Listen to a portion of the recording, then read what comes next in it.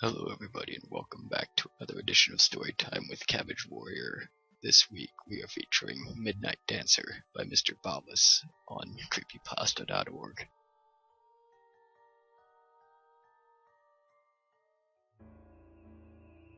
Have you ever had one of those feelings that something was wrong? I don't mean not during the day either, but at night. I mean that sudden, unprovoked feeling of dread that commands you to wake. Funny. It's almost like nocturnal evil gives something off that your sleeping brain picks up on. I had one of those recently. It forced me up at 3 a.m. Normally when you have that feeling you'd lay still feigning sleep. Or if you're feeling adventurous, you'd take a quick check around the house. After you failed to discover anything, you'd inevitably crawl back to sleep. I should have done that this time. I should have stayed asleep. That night, I sat straight up. For the longest time, I sat there staring into the dark of my house, before I even realized that I was awake. Then came the fear, that slow, strangling feeling that constricts your chest and worms its way down your throat. I was alone in my home, wide-eyed and afraid, with no explanation. I couldn't hear the telltale signs of a break-in downstairs, or the phantom sounds of a leaking pipe. I had no reason to be freaked out, but I was. Without much thought, I got up and walked over to the window. I don't know why I did. I peeled back just enough of the curtain to poke my head through, and I stared out into my moonlit backyard. I should have stayed asleep. Outside, prancing around my garden, was a clown. It had ruffles around its sleeve and collar, baggy pants, and floppy shoes.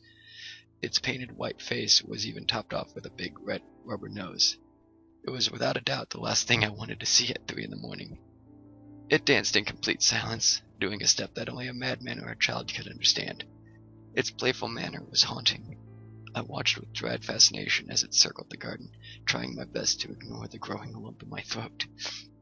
It moved around, pausing occasionally to play with my gardening tools, or sniff the budding plants.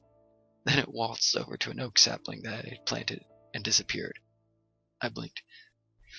This wasn't possible. It walked behind the thin infant plant, but didn't come out the other side. I should have seen it the entire time, but I didn't. It was like the clown had walked through a door hidden by the sapling. I should have stayed asleep. I hoped that everything was some sort of waking dream. Pretending nothing happened was easier than the truth. The clown came back, though. Night after night, I watched as it danced around my backyard, and at the end of every night, it would vanish the same way.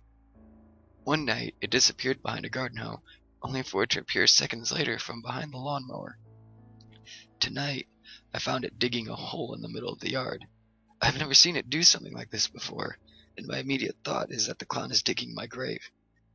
The hole got deeper and deeper as the clown dug until the top of the hole reached its head. Once finished, it stood at the edge of the hole, motionless, when out of nowhere it jerked its head round. My heart pounded so hard that I could taste the copper in my mouth.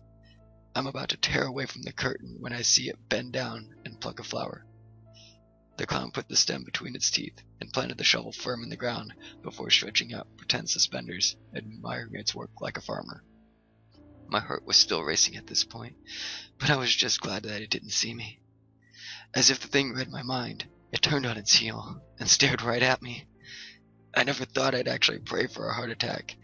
It spit out the flower and ran towards me, its feet flopping to the sides. It stood a few feet from the house, grinning at me with the filthy orange teeth as it pointed to the hole and waved me over excitedly like a child, showing off a finger painting. Frozen in place, the only thing I could do was furiously shake my head no. The clown's smile fell, and it scratched its head as if confused. Then it walked over to the hole and pointed at it again. I would have told it to fuck off if I could. It stood there for a moment, before animatedly acting out its aha moment.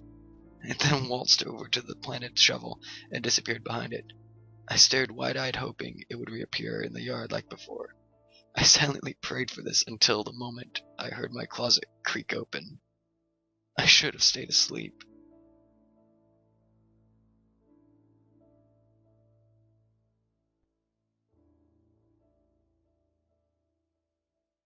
And that concludes this story for this week.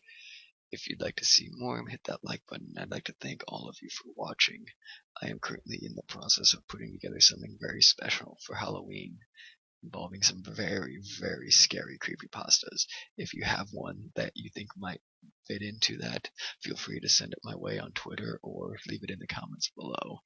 And I will see all of you in the next one.